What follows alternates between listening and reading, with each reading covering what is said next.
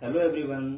तो आज जो हम टॉपिक कवर करने वाले हैं इसका नाम है numericals on finding current and potential in complicate circuits. ठीक है,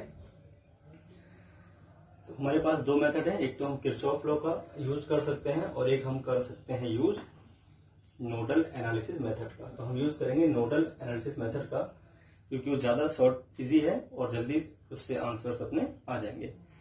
चलिए पहला क्वेश्चन देखते हैं, स्टार्ट करते हैं फटाफट। We have three resistances, 1 ohm, this one is 2 ohm and this one is 1 ohm। Clear. यहां से आपका एक कनेक्शन ऐसे दिया हुआ है और एक कनेक्शन ऐसे दिया हुआ है। अब ध्यान रखेंगे आप एक बात कि जो ऊपर वाले वायर है ये कनेक्टिंग वायर्स हैं। ठीक है, इनका रेजिस्टेंस क्या होता है? 0 होता है, इनमें कोई रेजिस्टेंस नहीं होता। तो सीधे सीधे वायर ऐड कर रखे हैं, इनको बोलते हैं कनेक्टिंग वायर्स। इनका रेजिस्टेंस क्या होता है? 0। आपका एक सेल कनेक्ट कर रखा है इसमें सर्किट में, 10 वोल्ट का एक सेल कनेक्ट कर दिया मैंने। अब आपको पता करना है इस पूरी सर्किट में सभी ब्रांचेस में जो भी आपको ब्रांचेस दिख रही है, यानी 1 ओम 2 ओम और 1 ओम ऊपर नीचे, तो सारे करंट आपको पता करने हैं। क्लियर।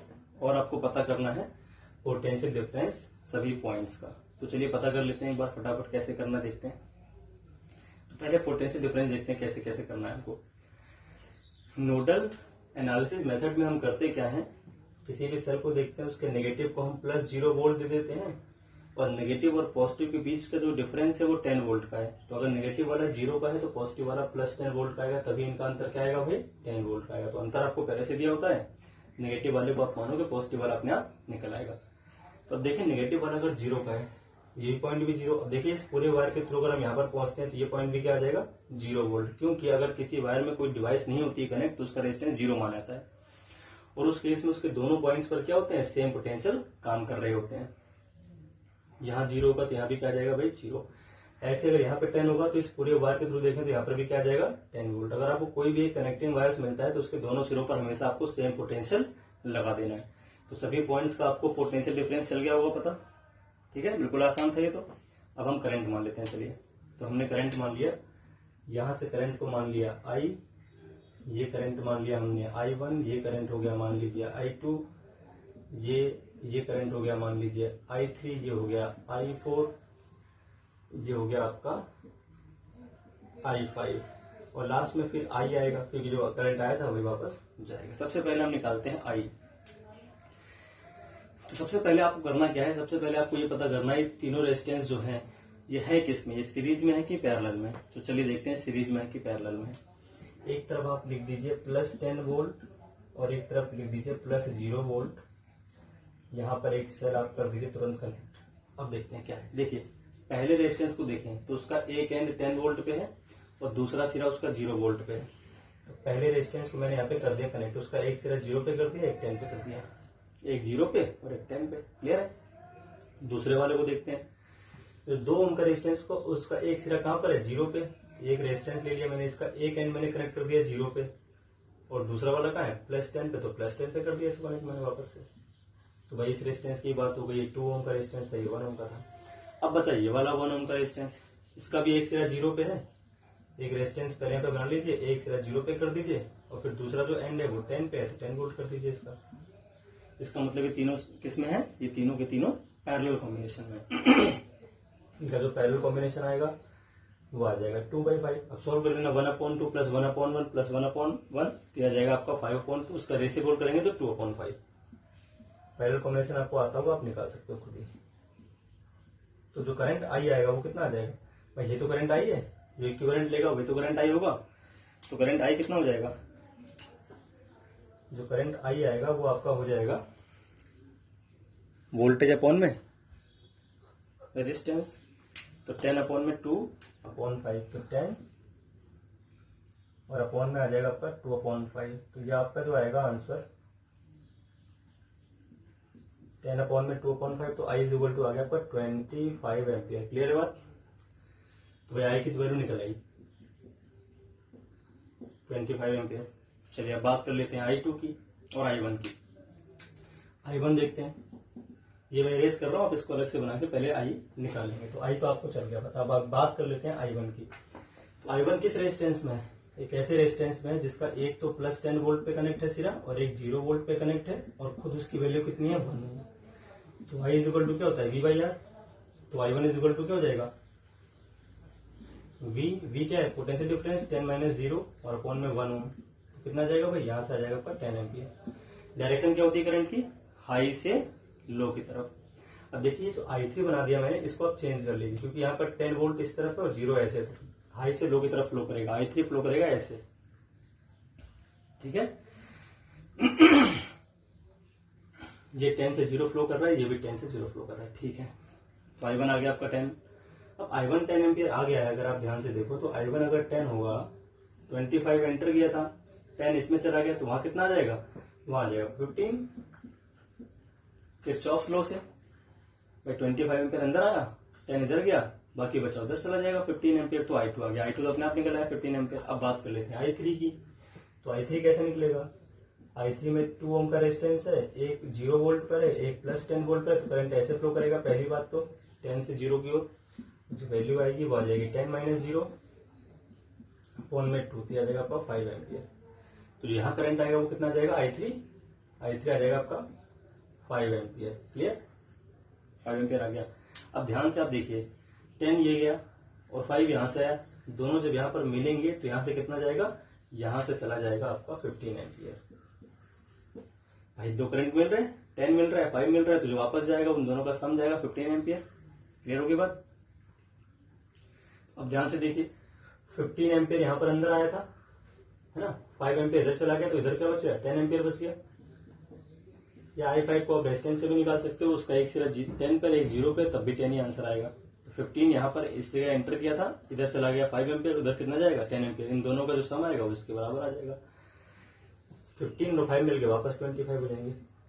इस तरह से इस क्वेश्चन में सभी ब्रांचेस में मैंने करंट निकाल दिया, सभी पॉइंट्स का हमें चल गया पोटेंशियल भी पता। क्लियर है। तो इस तरह से हमें सॉल्व करने होते हैं ये क्वेश्चंस। अब एक अगले क्वेश्चन लेते हैं। नेक्स्ट क्वेश्चन में क्या है वो देख लेते हैं। तो जो आपका नेक्स्ट क्वेश्चन है इसमें क्या है, के सामने एक सर्किट दे रखी है, क्लियर है। और इस सर्किट में आपको निकालना है 1 ओम का रेजिस्टेंस, 1 ओम रेजिस्टेंस में current. Find current in 1 ohm resistance. चलिए पता करते हैं। तो 1 ओम का एक ही रेजिस्टेंस है, उसमें करंट को पता करना है आपको। चलिए यूज करते हैं नोडल एनालिसिस मेथड का। सबसे बड़ा सेल ढूंढते हैं। तो सबसे बड़ा सेल, चलिए आपको यहाँ पर एक सेल मिल रहा है 10 वोल्ट का, ये भी 10 वोल्ट का और ये भी 10 वोल्ट का है, ठीक है। तो हम क्या करते हैं 10 वोल्ट का जो 0 वाला टर्मिनल है इसको 0 वोल्ट लिख देते हैं अपने आप। तो इसका जो पॉजिटिव टर्मिनल है वो आ जाएगा +10 वोल्ट पे। कोई प्रॉब्लम, सिंपल है। अब देखिए वायर है, कनेक्टिंग वायर। ये कौन सा वायर है भाई, इस वायर का नाम है कनेक्टिंग वायर। इसमें R0 है, इसमें कोई R नहीं है। जैसा भी कभी भी आपको अगर ऐसा वायर मिलता है तो उसके दोनों सिरों पर आपको हमेशा एक ही वोल्टेज लिख देना है। यहाँ पर भी 0 वोल्ट हो जाएगा। क्लियर होगी बात। ये 0 वोल्ट है, ये 10 वोल्ट है, तो -10 वोल्ट आना चाहिए क्योंकि भाई नेगेटिव वाला -10 पे प्लस वाला 0 पे, तो भी तो अंतर आएगा इनका +10 वोल्ट। नेगेटिव वाला हमेशा कम होना चाहिए पॉजिटिव वाले से। अगर इसका पॉजिटिव वाला 0 हो गया तो नेगेटिव वाला -10 हो जाएगा। अब देखिए इसका नेगेटिव पे 0 है तो यहाँ पर क्या आ जाएगा +5 वोल्ट आ जाएगा। 5 वोल्ट के क्रॉस आएंगे तो ठीक। और अगर हम ध्यान से देखें हम तो और कहीं तो हमें पोटेंशियल अब नहीं मिलने वाला है। तो यहाँ पर आपको पोटेंशियल मानना पड़ेगा। यहाँ पर हम पोटेंशियल मान लेते हैं V1, ठीक है। और कहाँ मानना पड़ेगा हमें पोटेंशियल, देखिए ये 5 वोल्ट है तो यहाँ पर जो पोटेंशियल आएगा इस पॉइंट पर बीच में, यहाँ पर एक 5 वोल्ट का सेल है तो इसका अगर पॉजिटिव वाला +5 पर है तो नेगेटिव वाला कितने पर आ जाएगा +0 वोल्ट पर आ जाएगा, ठीक है। ये V1 हमने मान लिया है। यहाँ पर जो पोटेंशियल आएगा इस पॉइंट पर, पॉइंट को मैं किसी और कलर से कर देता हूं ताकि हमें क्लियरली दिखाई पड़े। तो ये जो पॉइंट है, ये वाला पॉइंट आपका देखिए अगर ये V1 पर है, पॉजिटिव वाला V1 पर है तो नेगेटिव वाला क्या आना चाहिए V1 10 - V1 पे,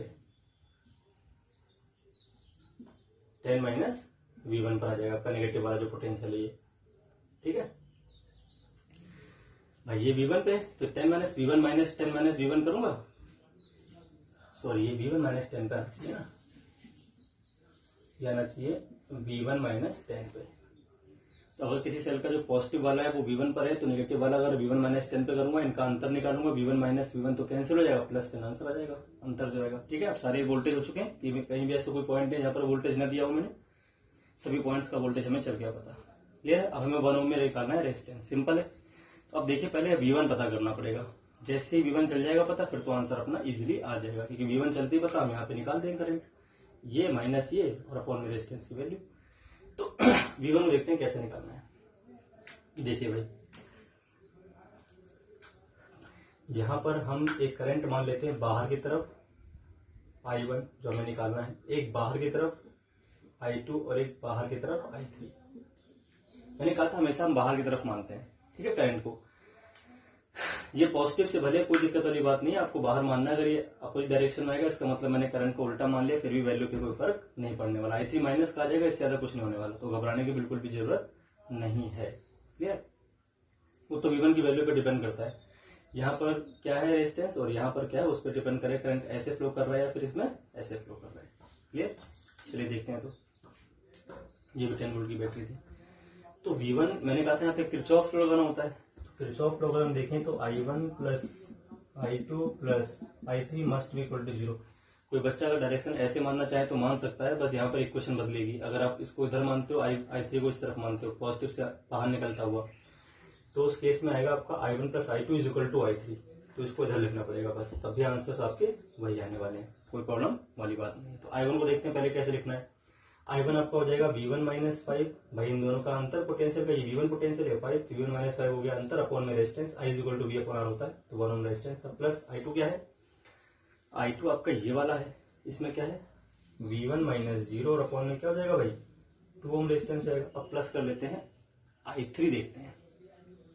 देखिए I3 कैसे निकालेंगे, तो आपको ध्यान रहे I3 पूरे ब्रांच में जा रहा है, तो इस रेजिस्टेंस में भी तो I3 है, तो सेल से कोई मतलब नहीं, सेल से हम नहीं निकाल सकते, उस सेल का हमारे पास करंट का कोई फॉर्मूला नहीं है, लेकिन रेजिस्टेंस का तो है।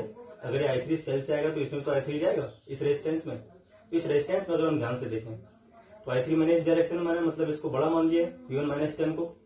तो एक पॉइंट इस रेजिस्टेंस का क्या है V1 माइनस 10 पे है, V1 माइनस 10 पे है, करंट को इस डायरेक्शन में मान लिया मैंने, और फिर माइनस 10 कर देना है आपको।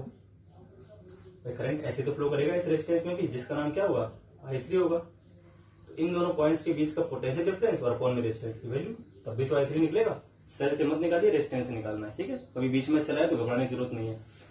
रेजिस्टेंस के दोनों पॉइंट्स का पोटेंशियल डिफरेंस पता है, डिवाइड कर दूंगा रेजिस्टेंस की वैल्यू से, करंट निकल आएगा उसके अंदर, इज इक्वल टू 0 दिखा देंगे। यहाँ से V1 निकल आएगा, V1 कितना आ जाएगा V1 minus 5 plus V1 by 2 plus V1 by 2 minus 10 is equal to 0, minus 20 upon 2 minus 10 कर दिया मैंने, ठीक है। तो यहाँ से अपने पास आ गया 15, इधर हो गया, और ये आ गया आपका 2V1। इस तरह से V1 आ गया आपका 7.5 वोल्ट। V1 कितना आ गया 7.5 वोल्ट। हमें क्या निकालना था, हमें निकालना था I1। I3 से तो कोई मतलब नहीं था, I3 में चाहिए भी नहीं था, चाहे तो हम I3 भी निकाल सकते हैं, अभी हमें निकालना I1 था, ठीक है। मैं तीनों करंट निकाल देता हूँ, हालांकि इसमें पूछा केवल 1 ओम रेजिस्टेंस का था। तो अगर हम सारे करंट देखें सभी इसमें इस ऐसे में 0 करंट आएगा, 0 वोल्ट है, इसका तो करंट ही नहीं है। और यहाँ जो करंट आएगा देख लेते हैं करंट कैसे कैसे क्या है इसमें सिस्टम। इस रेजिस्टेंस का करंट हम वैसे भी निकाल सकते हैं बहुत इजीली। तो हमें निकालना है I1 पहले। I1 की डायरेक्शन सही मानी है क्योंकि 7.5 आया, अगर V1 की वैल्यू 7.5 आई है तो करंट हाई से लो की ओर फ्लो करता है, ये 5 हो 7.5, तो हमने सही डायरेक्शन मानी थी। ये डायरेक्शन भी सही है, इसकी वैल्यू क्या जाएगी 7.5 माइनस 5, दोनों का अंतर, और अपॉन में कर दूंगा रेजिस्टेंस की वैल्यू 1, तो कितना आ जाएगा भाई 2.5 एम्पीयर आंसर आ जाएगा। अब अगर हमें मान लीजिए चाहिए I2, तो I2 कितना आ जाएगा, I2 भी सही डायरेक्शन मान रखी है मैंने, क्योंकि यहाँ पर ज्यादा आ रहा है, यहाँ पे 0 पोटेंशियल, तो 7.5 माइनस 0, दोनों का अंतर और अपॉन में 2, ये आ गया आपका I2। अब आपको मान लीजिए चाहिए I3, भाई I3 की वैल्यू चाहिए, तो I3 क्या मान रखा है मैंने, I3 मैंने मान रखा है, देखते हैं पहले, इस 7.5 आ रहा है, और 7.5 माइनस 10 करूंगा तो कितना आ जाएगा, हमारा जो करंट था ये तो था I3, ये तो V1 माइनस 20 और अपॉन में 2, भाई I3 की तो वैल्यू थी Q1 की वैल्यू पुट कर दो, 7.5 माइनस 20 और अपॉन में 2, तो ये आ जाएगा 13.5, नहीं 12.5, सॉरी 12.5 अपॉन में 2 आ गया। माइनस को आ रहा है, माइनस का मतलब हमने I3 डायरेक्शन क्या मान ली है, अपोजिट मान ली थी। इसका मतलब वैल्यू में कोई फर्क नहीं पड़ने वाला। अब जो आंसर लिख दोगे आप, उसमें लिख दोगे आप डायरेक्शन को चेंज कर दोगे, ऐसे कर दोगे, ठीक है। ऐसे लिख दोगे कि from 10 volt to V1 volt flow कर रहा है ना, इस डायरेक्शन में फ्लो कर रहा है ऐसा। तो लास्ट के आंसर में आप डायरेक्शन को चेंज कर दोगे क्योंकि माइनस का आ गया अपना, जो हमने मानी थी उससे उल्टी डायरेक्शन आपको लिखनी पड़ेगी। हमने ऐसे मानी थी और माइनस का आंसर आया तो उल्टा कर दिया मैं डायरेक्शन को। इसमें निकालना है, इस देखिए इसमें तो 0 करंट आएगा, ये भी 0 वोल्ट पे, ये भी 0 वोल्ट पे, इसका तो ऐसे करंट फ्लो करेगा इसमें इस तरह से, क्योंकि भाई 5 बड़ा है -10 से। इसमें करंट क्या आ जाएगा आपका, इसको मान लेते हैं I4 क्या आ जाएगा, 5 माइनस 10 तो हो गया 15/2। वापिस सेल में भी निकाल सकते हो, जहां आपको करंट, यहां से कोई करंट आया था अंदर, इधर तो कुछ गया नहीं, सारा करंट यहीं जाएगा, ठीक है। तो ये है नेक्स्ट क्वेश्चन। अब इसमें क्या करना है अपने को, सारी सर्किट दे रखी है, 2 ओम रेजिस्टेंस, 10 वोल्ट की बैटरी है, ये भी 10 ओम 2 ओम, इस तरह से पूरी सर्किट है अपने पास, ठीक है, आपके सामने है। हमें इस 2 ओम में करंट फाइंड करना है, what is the current in this 2 ओम, ठीक है। तो अब इसे हम नोडल एनालिसिस मेथड से ही करने वाले हैं। अब कैसे करेंगे वो समझना है। सबसे पहले आप ध्यान दें, थोड़ा सा और सिंप्लीफाई हम कर सकते हैं इस सर्किट को। पहले आप इसका फिगर बना लें, थोड़ा सा इसको इरेज करूंगा, ठीक है। अब इसमें क्या है, यहां से लेकर देखिए इस वाले ब्रांच में नाम दे देता हूँ इनका पॉइंट्स का। इस पॉइंट का नाम हो गया A, इसका नाम आप मान लीजिए B, ये हो गया C और ये हो गया D, ठीक है। इसको भी नाम देते हैं E। देखिए A, E और B, तो A, E, B जो दिख रही है ब्रांच, इस पूरी ब्रांच में सेम करंट फ्लो करेगा, इसमें तो कोई दो राय नहीं। इसका मतलब ये 2 ओम और ये 2 ओम किसमें है, दोनों किसमें आगे, ये दोनों आगे सीरीज में। अब जो करंट इसमें फ्लो करेगा वही करंट इसमें फ्लो करेगा, ठीक है। अब ध्यान दें, अगर एक ही ब्रांच में 2 सेल इस तरह से कनेक्ट हो कि एक का पॉजिटिव और एक का नेगेटिव टर्मिनल कनेक्ट होता है, तो वो सेल आपस में ऐड हो जाते हैं। अब इसका करंट मान लीजिए ऐसे फ्लो करेगा, इसके पॉजिटिव, तो इसका भी करंट इसके पॉजिटिव से जाएगा। अगर करंट नेगेटिव से आया तो इसमें भी ऐसे ही फ्लो करेगा, तो ऐसे फ्लो करेगा तो ऐसे फ्लो करेगा, ठीक है। दोनों ही सेल चाहते हैं उनके पॉजिटिव से करंट बाहर निकले, मतलब दोनों ही सेल एक डायरेक्शन में करंट को फ्लो कराने की कोशिश करेंगे। ये भी चाहता है पॉजिटिव से बाहर निकले, वो भी चाहता है, तो इसकी डायरेक्शन भी ऐसी है करंट की, इसकी डायरेक्शन भी ऐसी ही है कि दोनों सेल आपस में ऐड हो जाएंगे और ये दोनों रेजिस्टेंस सीरीज में इसलिए आपस में ऐड हो जाएंगे। तो इन दोनों सेल और रेजिस्टेंस और इस सेल और इस रेजिस्टेंस की जगह पर हम सिर्फ एक सेल और एक रेजिस्टेंस बना देंगे जो इनका इक्विवेलेंट होगा। तो इस सर्किट को पहले हम रीअरेंज करते हैं एक बार, बाकी सब तो सेम रहने दीजिए, इसको रीअरेंज कर दीजिए, इसको यहाँ से इरेज कर दीजिए, ठीक है। और इसको मिटा के आई तो हम निकाल लेंगे। दोनों जो सेल थे 10 वोल्ट ही थे, 10 वोल्ट ही 20 वोल्ट कर दीजिए। अगर दो सेल एक ही ब्रांच में हो और एक का नेगेटिव एक के पॉजिटिव से कनेक्ट हो तो आपस में उन दोनों का ईएमएफ ऐड हो जाता है, और ये एक ही करंट दोनों रेजिस्टेंस में फ्लो कर रहा है, इसलिए 4 ओम हो जाएगा। अब थोड़ी आसान हो गई सर्किट, ठीक है। तो पहले जो इसका फिगर था वो बना के इसमें लिखना रीअरेंज द सर्किट, इस तरह से अपने पास फिगर आ जाएगा। अब इसको हम देते हैं पोटेंशियल।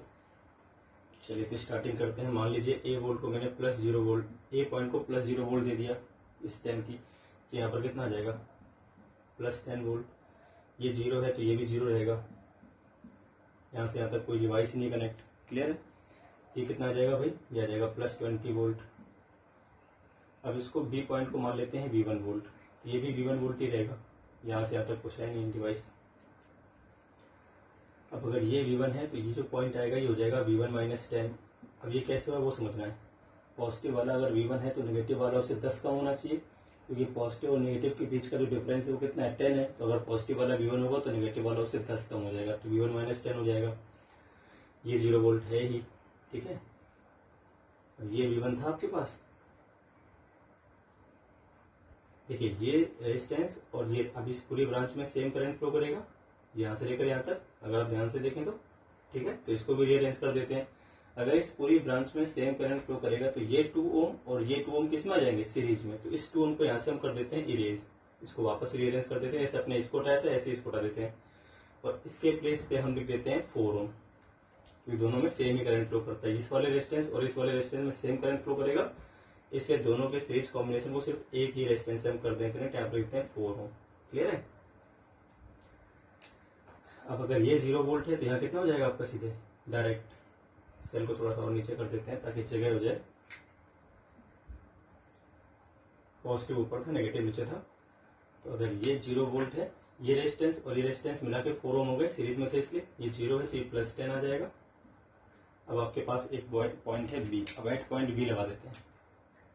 अब जो 4 ओम का करंट होगा वही हमारा आंसर होगा। हमसे 2 ओम में पूछा था करंट, तो जो 4 ओम में आएगा वही यहाँ से तक फ्लो करेगा, तो इस 2 ओम में वही होगा जो 4 ओम में फ्लो कर रहा होगा। ये और ये सीरीज में थे, तो एट पॉइंट बी कर देते हैं। एट पॉइंट बी हम सॉल्व करेंगे तो देखिए पॉइंट बी पर कितने करंट है। तो सब तरफ करंट मान सकते हो आप, आपकी मर्जी है।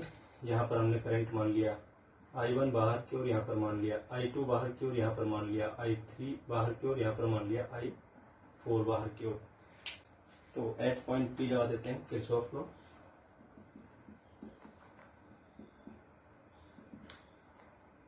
अब एट पॉइंट बी देखिए I1 plus I2 plus I3 plus I4 कितना आ जाएगा आपका 0 आ जाएगा। I1 क्या है, इस रेजिस्टेंस में I1 करंट फ्लो कर रहा है V1 से नीचे की ओर, ऐसे का मतलब ऐसे आएगा, यानी V1 हायर पोटेंशियल पर है। V1 माइनस 20 अपॉन में क्या आ जाएगा 4 प्लस I2 कितना आएगा, I2 आपका ये रहा, तो ये हो जाएगा आपका V1 माइनस 10 अपॉन में 2। ये V1 है, ये 10 है, इन दोनों का अंतर, दोनों पोटेंशियल पर अपॉन में रेजिस्टेंस की वैल्यू। I3 का जगह देखिए, I3 में तो सेल आ रहा है, सेल से नहीं निकाल सकते हम, ठीक है।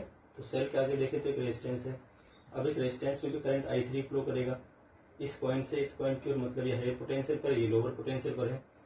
तो V1 माइनस 10 माइनस 0 इस रेजिस्टेंस के क्रॉस I3 करंट तो आएगा, तो I3 की वैल्यू चाहिए अपॉन में रेजिस्टेंस, फिर plus.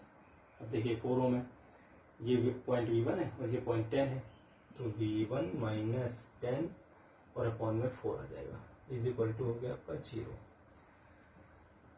V1/4 minus 5 plus V1/2 minus 5 plus V1/2 minus 5 और plus V1/4 minus 10/4 is equal to आ गया 0। V1/2 V1 हो जाएंगे, V1/4 V1/2 हो जाएंगे, तो आंसर आएगा 3V1/2।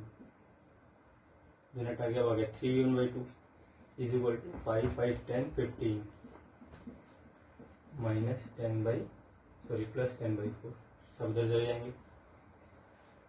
अब ये आ जाएगा आपका 70/4, आ जाएगा 35/2। क्लियर है। 35/2 आ गया आपका 3V1/2, 2 से 2 कैंसिल हो गया। इस तरह से V1 क्या आ जाएगा, V1 आ जाएगा आपका 35/3, ये 2 से 2 कैंसिल हो गया।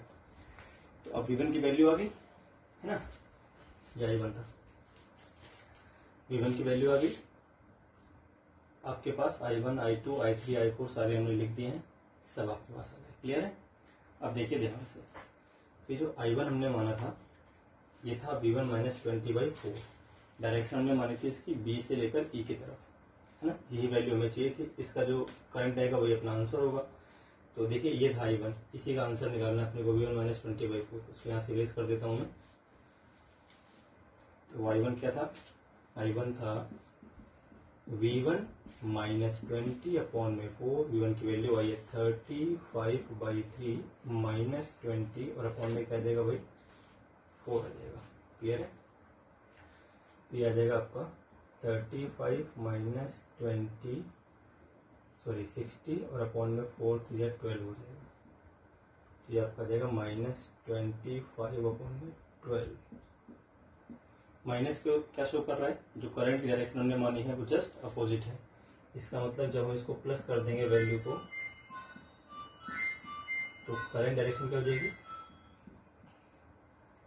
ई से लेके बी की तरफ। हमने क्या मानी थी, बी से ई माइनस का आ गया तो उल्टा हो जाएगा, ई से बी हो जाएगा। तो हम डायरेक्शन को बाद में आंसर में इस तरह से लिख देंगे, ई टू बी। क्लियर है? तो स्टार्टिंग में करंट डायरेक्शन किसी को पता नहीं होती, आपको ऐसे ही मानना है। अगर करंट माइनस का आ गया इसका मतलब जो हमने माना उसकी अपोजिट डायरेक्शन में करंट फ्लो कर रहा है। तो लास्ट में आंसर में आप लिख दोगे ई टू बी करंट फ्लो कर रहा है, ये ई पॉइंट, ये बी पॉइंट। तो इस तरह से थर्ड क्वेश्चन हो गया अपना। एक और क्वेश्चन देखते हैं आज के इसमें। तो एक और क्वेश्चन है आपके सामने। अब इस क्वेश्चन में क्या है, क्वेश्चन नंबर 4 हो गया। अब आपको निकालना है करंट के इस ब्रांच में करंट क्या है ये पता करना है, ठीक है। फाइंड करंट है 25 वोल्ट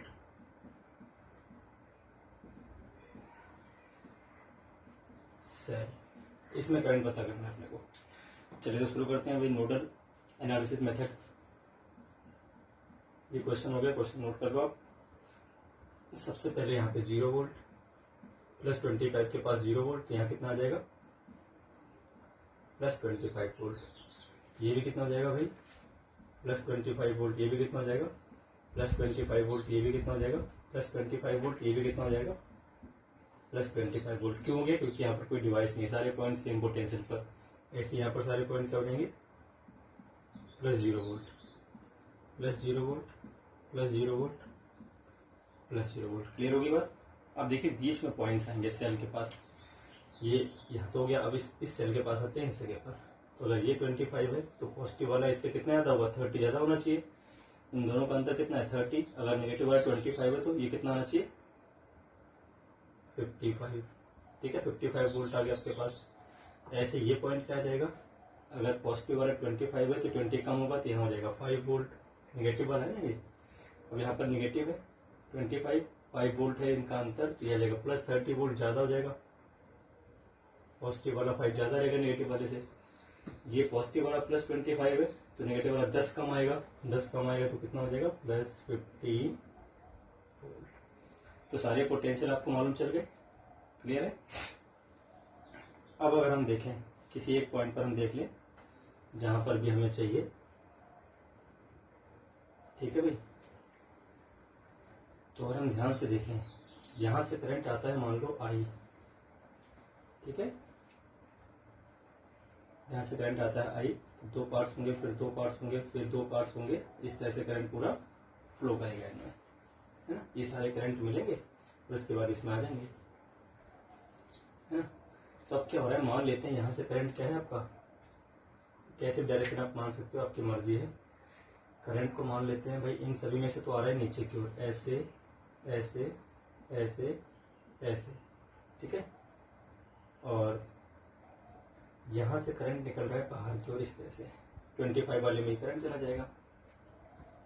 ये करंट डायरेक्शन हम अपने मन से मान सकते हैं, जैसा भी आपको इजी लगे आप मान सकते हो, ठीक है। किसी भी पॉइंट पे कोई प्रॉब्लम वाली बात नहीं है इसमें। अब हम लगा देंगे आपके किरचॉफ्स लॉ। तो और ध्यान से देखिए कैसे निकालेंगे करंट। तो इसका करंट 15 से 0 पे आएगा, 30 से 0 पे आएगा, 5 से 0 पे आएगा और 55 से 0 पे आएगा। तो यहाँ तो करंट साफ दिख ही रहा है, अपने आप दिख रहा है, ये इस डायरेक्शन में, ये इस डायरेक्शन में, ये इस डायरेक्शन में और ये इस डायरेक्शन में। अब ये चारों मिलेंगे इस पॉइंट पर, जैसे चारों यहाँ से निकलेगा, फिर यहाँ से, फिर यहाँ से, चारों मिलकर यहाँ से बाहर निकल जाएंगे इस, तो इन चारों का जो सम आएगा वो इस अकेले करंट के इक्वल आ जाएगा। तो इस करंट को मान लेते हैं आई, इसको मान लेते हैं I1, इसको मान लेते हैं I2, इसको मान लेते हैं I3 और इसको मान लेते हैं I4।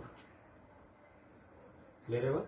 ये I2 हो गया आपका, ये हो गया आपका I1 और ये लास्ट वाला करंट ये I हो गया। तो I इज इक्वल टू क्या, जो हमें निकालना है वो I है, तो I इज इक्वल टू क्या आ जाएगा भाई, I बाहर निकल रहा है, बाकी सब अंदर आ रहे हैं। तो I1 plus I2 plus I3 plus I4। अब I1 क्या है 55 माइनस 0, पोटेंशियल डिफरेंस हो गया, 55 यहाँ पे 0 यहाँ पर और अपॉन में 11, फिर प्लस I2 क्या आ जाएगा सिमिलरली 5 माइनस 0 अपॉन में 5 प्लस 10 माइनस 0 और अपॉन में, सॉरी यहाँ 30 था पोटेंशियल, 30 माइनस 0 पोटेंशियल आ गया और अपॉन में 10 ओम, यहाँ 15, यहाँ पे 0, 15 -0 तो हो गया पोटेंशियल डिफरेंस और 5 ओम आ गया आपका ये, इज इक्वल टू क्या आ जाएगा भाई, सॉरी ये तो आई था, इज इक्वल टू नहीं लगाना, लग चुका है इज इक्वल टू पहले। तो 5 ये हो गया, 1 ये हो गया, 3 ये हो गया और 3 ये हो गया। 516393 12 एम्पियर करंट आपका फ्लो करेगा इस सर्किट में से। क्लियर है? तो इस तरह से आपका आंसर हो गया। तो क्वेश्चन नंबर 4 भी सॉल्व हो गया। तो आज के लिए इतना ही, फिर नेक्स्ट टॉपिक में हम कवर करेंगे charging of a capacitor, discharging of a capacitor. तो मिलते हैं नेक्स्ट वीडियो लेक्चर में। आज के लिए इतना ही।